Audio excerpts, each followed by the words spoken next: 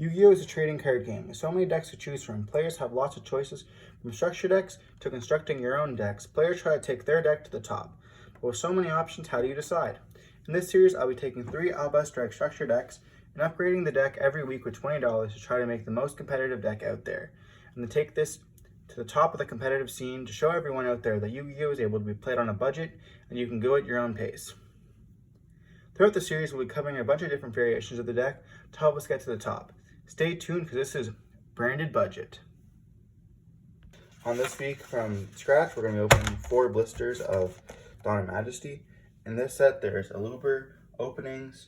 I think there's also an Albion, and then there's also like branded White Spirit, but we're not going to be playing with that. So here we're just going to open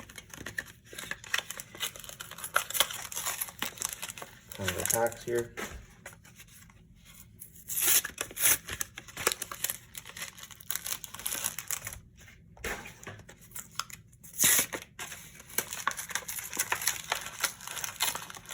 So here we're just looking for primarily an opening and maybe like a dramaturge or a Albaz, but here we're just going to get into it.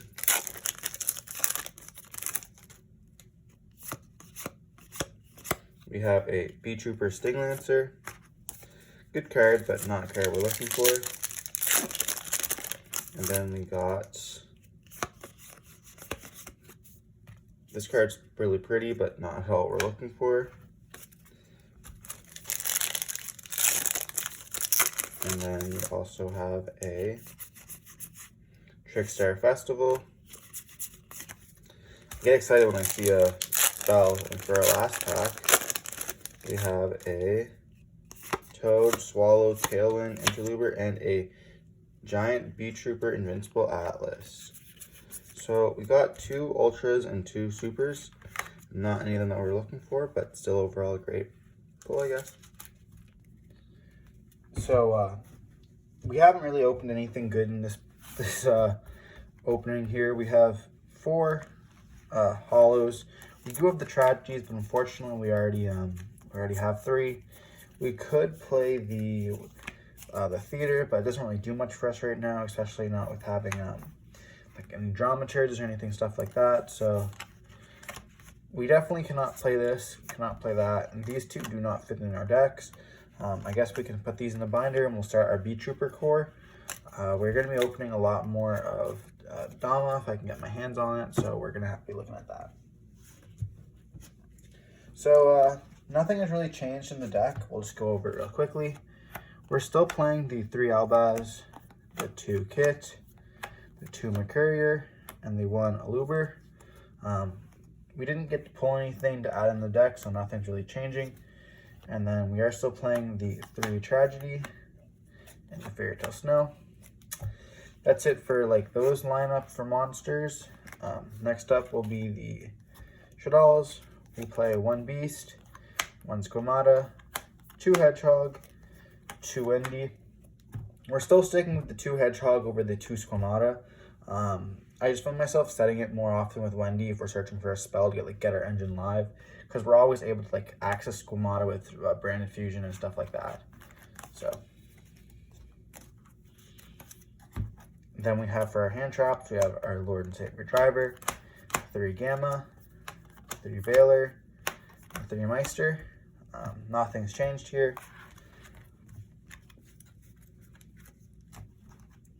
Then for our spells, we do still play the 3 branded fusion, Heart and Soul of the deck, the 2 branded in red.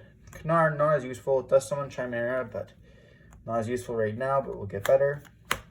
The 3 Shaddol Fusion. And for our last fusion spell, we do play the Shaddol Schism. I guess it's a trap, but these 2 will also play during our opponent's turn, so we greatly appreciate that. And then we do play the 3 Allure and the 1 Call by the Grave, which takes us to 41 cards. Now for the extra deck, we still play the 2 Mirror Jade, the 2 Lubellion, the 2 Albion, the 1 Glory Dragon. We're still playing the 2 Construct and the 2 Winda, as well as the 2 App Cologne and the Predator Plant and Chimera. Nothing has changed with the deck really. Not much to say here. Same thing as last episode. We haven't really opened anything.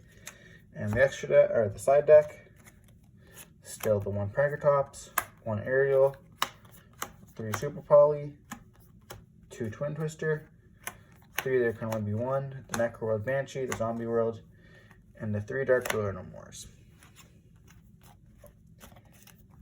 I think for next episode, we're not going to be pulling any packs. We kind of ran dry on our luck here, and I think that's better just like to spend some money on optimizing a deck and just like not always open packs. So next week, we're going to probably just buy like either some patchwork engine stuff or some other things that we have. We may end up taking out the Shaddolls for another engine, or we may end up boosting up our consistency with some more Despias. But we have to see what's up with the market and what's on deals. See you in the duels, and yeah. So here we're just opening our pack. We don't have any glare, so we got a token collector. That's good. We can actually use this. Wow. So here we got me playing Jacob. He's playing Dinos. He's been out of locals for a very long time, so know him very well. I know he's playing. We're good friends. And yeah, this is his first time actually playing from scratch. He does not follow the series very well. He's kind of off and on with Yugioh a lot of the time. He's going to Nat, so we talked a little bit about that. We're talking about high roll, and I end up winning, and I tell him I'm going to go first because I wasn't sure if he was on PK or if he was on dinosaurs. So we ended up just going just normal summon Luber, getting branded red. He doesn't know much what we're actually playing in the deck.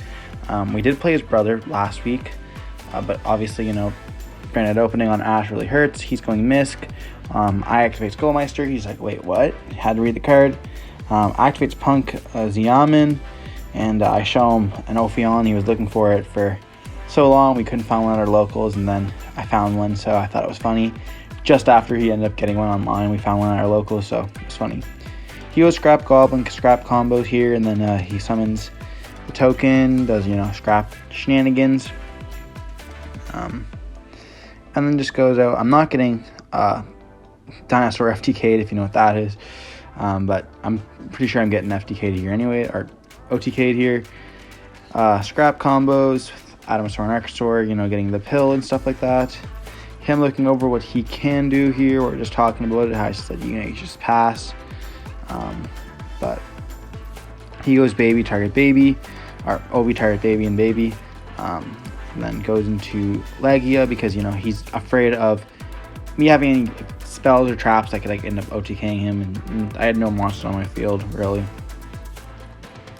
Degars to, make it, and then that's just game because, it attacks for I think it's 8,000 damage, and then he has more attacks, so it's, I think it's 8,000 just clean. But yeah. So here we're just siding in and out. Wasn't quite sure if I was making him go first or going second for this one here. I think I do decide to make him go first. You see myself siding in some... No, I was going to go first. That's right. Yeah, I decided I was going to go first to throw him off because he thinks I'd make him go first. So we probably side out always going, second cards and just go focus on going first. So it gives me the advantage because our deck is really bad. And dinos can set up a scrap dinos can set up a really good board. I guess they can just make an Appaloosa, and they can also make rank 4 as well as a Synchro. So I definitely could not let him go into Dalka and just able to flip me there. Angus is showing off his, I think it was a Starlight rare, but yeah, he goes Shell Fusion, or I go Fusion, he Ashes, I pass, and then he goes Lost World, I Obi, and then he gets Veilered for the back row here. And then he just, pretty sure he just OTKs me here as well, but we're just joking, he definitely has the advantage. He has so much cards. I am reading Scrap Raptor, making sure it can target itself. Then he goes Pill. I tell him he should summon Doggeran. but he doesn't. He just goes for that one, and then Giant Rex effects. Comes back, he looks over, he goes for Legia. Then Karub, he can't kill me here, and he has a passing turn. I activate Allure, he thinks about it, and I believe he ashes this. And I just set one pass because he wasn't Legia in Allure of Darkness. He starts reading what I can do and why he didn't OTK me, and then he's like, I'm not going to like get greedy here and just attack numerous times. I said do it, it's 0 defense, and he didn't take the bluff, but it wasn't a bluff at all.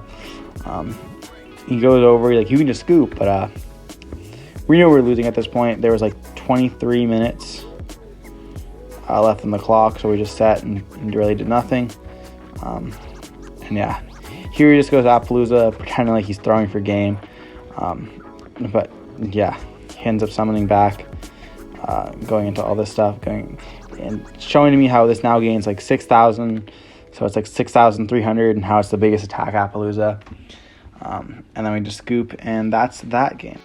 So we end up getting a bye game 2, or match 2, and now we're playing match 3, which we take those wins. We are up against Angus. I believe he's 2-0. He's getting pared down here. But yeah. So our camera is not very good. He goes first. I Veiler him. He does Long Young with the Starlight Shishao, and makes a token. He saw me open the token collector, so he definitely thinks it could be in the deck, as well as, chances that I have more of them. He's not really quite sure. The card is, kind of expensive, but also kind of cheap, and, he knows that I definitely have my eyes on it with all the Sword Soul players that are locals. So here you just go Branded Fusion, and then he ended up scooping here, or I end up scooping here because he had too much. Yeah. Here he's just looking at like what stuff he's going on. I believe here I decide that I'm gonna go first. Yeah, here I decide I'm gonna go first. I end up scooping there, so I just go get Branded Fusion, put down the card. We go Necro Banshee, which gets me the access immediately to Zombie World. So we go Chainlink when he ends up imperming that, which is kind of unfortunate. But we still get Vampire on the field, which just makes it kind of difficult for him to play some of his stuff. But he ends up going to make tennies, which are completely generic, by the way, which are kind of cracked. But yeah, I'm not a big fan of the tennies anyways. Kind of think they're kind of broken. Not like insanely broken like ban these cards, but just kind of miserable. It definitely aids the deck a lot. But yeah, here we just like looking at the plays, seeing if what he could get out of it with Pop 2. So just trying to think about what he could do and what he should out. So here he goes Ashuna, getting out Vashuda, and then he goes into the Berserker. Here he goes Return, and then Berserker will go in this attack and gain the attack at 47. I'll go Shit All Fusion here, which gets me from the deck, which is insane. I get Beast and Tragedy. Tragedy cannot activate, I believe, because I already activated the effect. So he just, called me up for that. Then we summon the Albaz that we already had. Get Branded Red, because we already used Branded Fusion. And we don't really need that. We'd rather have the follow-up, so he would just set 3. And have to figure it out. He knows that we have Chimera, so he's completely aware that Branded Red popping his board, which that's why he did Cryoglow Battle Phase, because he knows that if he attacks into it, I'm going to be kind of screwing myself over. So I go some chain links here, going over window, add back, showing up my chain links for the camera, and yep, here I just end up popping. He has the Ashuna and stuff like that, so I do activate Schism, which was insane. It does summon out window here, which is so free. He ends up scooping here because here he gets one special summoned and he already used it, plus just so crazy. His tennies are dead, and so are the Sword Souls, because I can't special summon the token, so they can't really do much. And even if they do special summon the token, they can't go into their synchros. So here we're going to go game 3. We're just talking a bit. He sees me siding in some cards, so he thinks that I have a, token collector, or I guess he's playing around if I do have token collector. He's not quite sure. So here he makes the Berserker, which does play around token collector, so you don't just instant lose. And here he goes with his plays. He's definitely really good Sword Soul player, knows what he's doing. Makes Chisao, makes a really good board. I do try to stop the Long Young, but he already had a way to get to it, so it didn't really do anything here. But yeah, Allure of Darkness here, and Allure of Darkness again, which is really, really good. Pretending I have to discard my whole hand, but he knows that I have a Dark at least. And then I activate Shaddoll Fusion, he thinks here. Then I send Shaddoll Beast and Wendy to get an extra draw, because I really need that power. Really also need a light, Coab Cologne, and then bait out the negate here with some chain links here, so he has to activate the Shishao, activate Branded Fusion, and then he negates that. I think that he should have done with the Shaddoll Fusion, but he doesn't care about Shaddoll Fusion. He definitely cares about Tragedy setting back the Branded Fusion, which is definitely, I guess, the correct play, because Shaddolls don't really hurt him that much if he just deals with the board instantly, and I don't have that many Shaddolls in deck. Then I start activating the effects, try to play around what Albion can do. Albion can use from hand, so we're kind of good here. We're just looking over because I wasn't quite sure. Realizing why did I banish Albaz and Grave? Then he activates the effect to banish it. I then activate my own effect with Albaz and the Ab Clone, go into Mirror Jade, and thank God I had Albaz in hand. He reads over a Tri-Brigade card, which charges Tri-Brigade Mercurial in the end phase, which does give me a negate here. Making sure that, adds it back. He reads the card, and then he just thinks. He does not know that one of the cards. All he knows here is that one of my cards, which is Mirror Jade, does have Mercurial negate, and he knows that one of them is either branded in red or at least a bluff. So here he activates the effect, popping my back row, and then I just am praying that, I have Schism here, so I definitely, have the effect. I have the advantage, but the problem is that Winda cannot attack directly, so I have to get it off the board to apply more pressure. I don't want to ruin my Winda, so I end up fusing for another Winda effect to target the thing, add it back. I don't have any more targets, so I'm just here, normal Summoning Hedgehog, trying to put up a pressure because, he definitely doesn't have much. He only has one special summon. If he can't get rid of it, he gets Desire at the top of the deck. Draws 2 cards here, which is insane. Adds another card, can't really stop him with that. And then he just realized, that's game. So, yeah. So we're back now after our tournament. We did end up going with the 2-1. One of them was a bye, and then we won versus Angus. We did lose the Dinosaurs, which is fine. Definitely played well, and, we couldn't really do much. If they have Ash, they have Ash. So, yeah, we're really glad about what our deck can do. It's definitely getting better and better.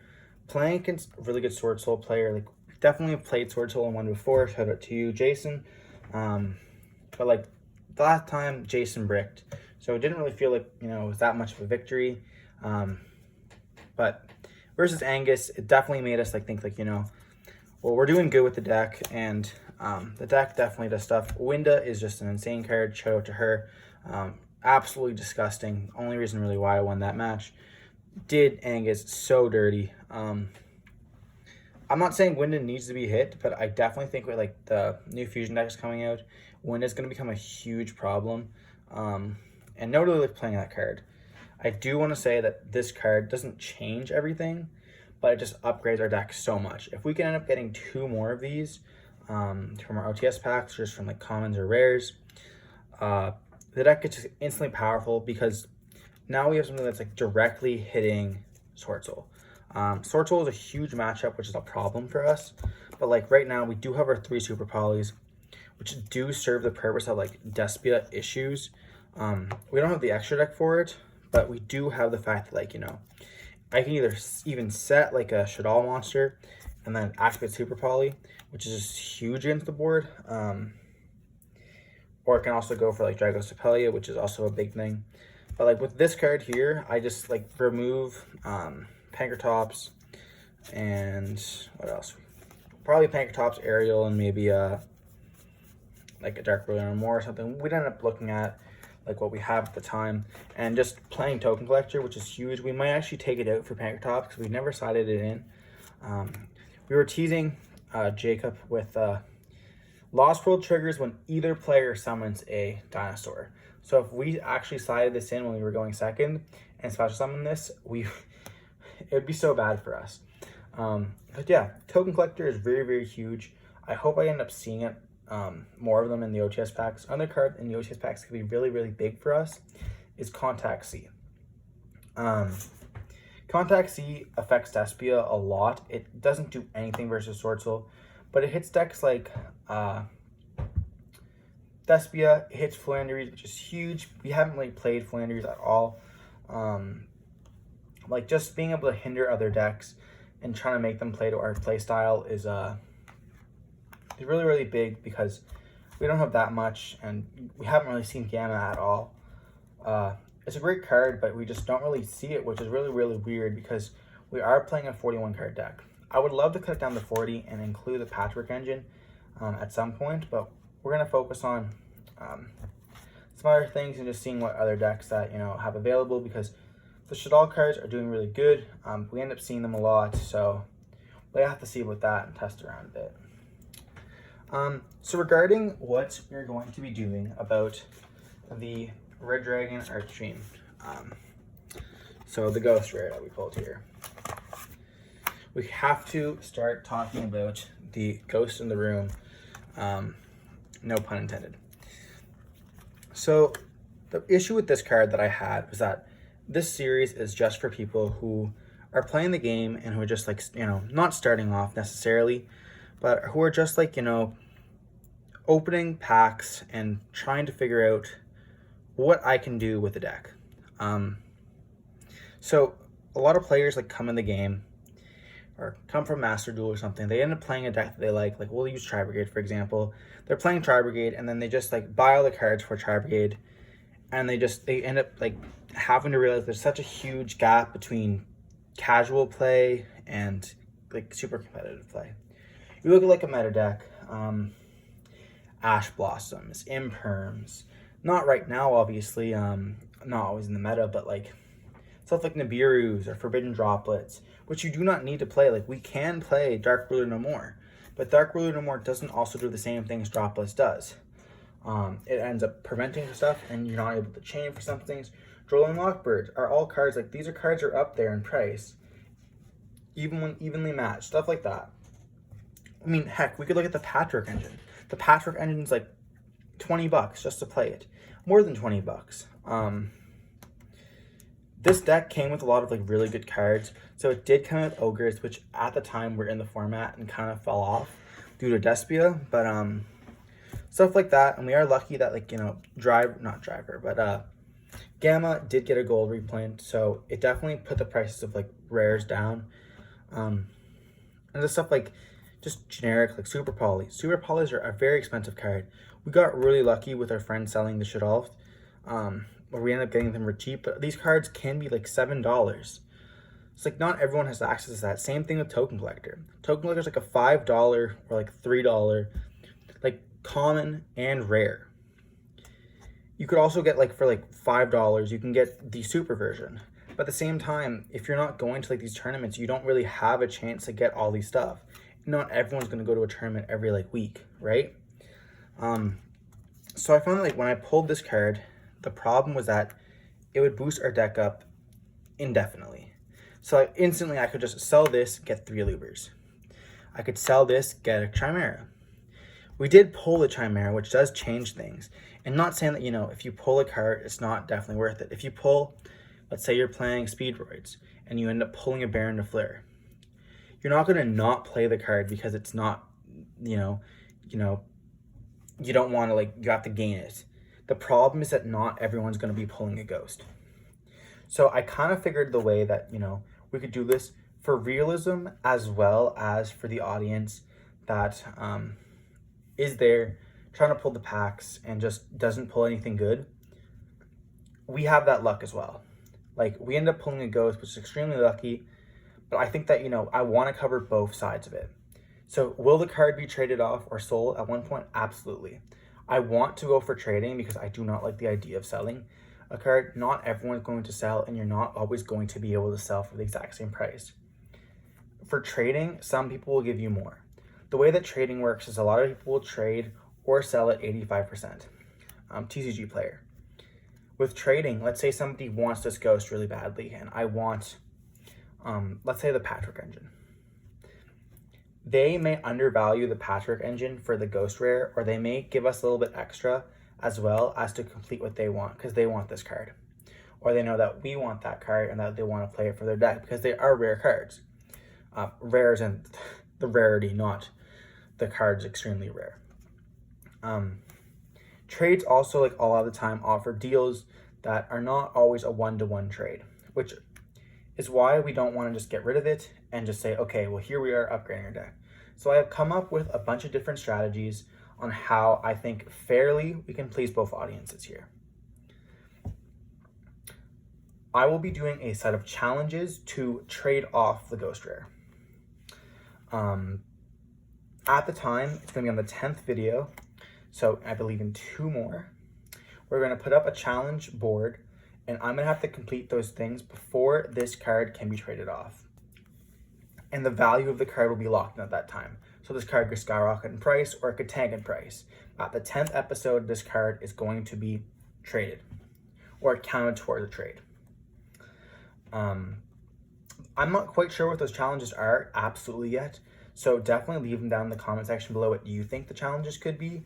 It could be something to open driver 2 games in a row, or open snow 4 games in a row.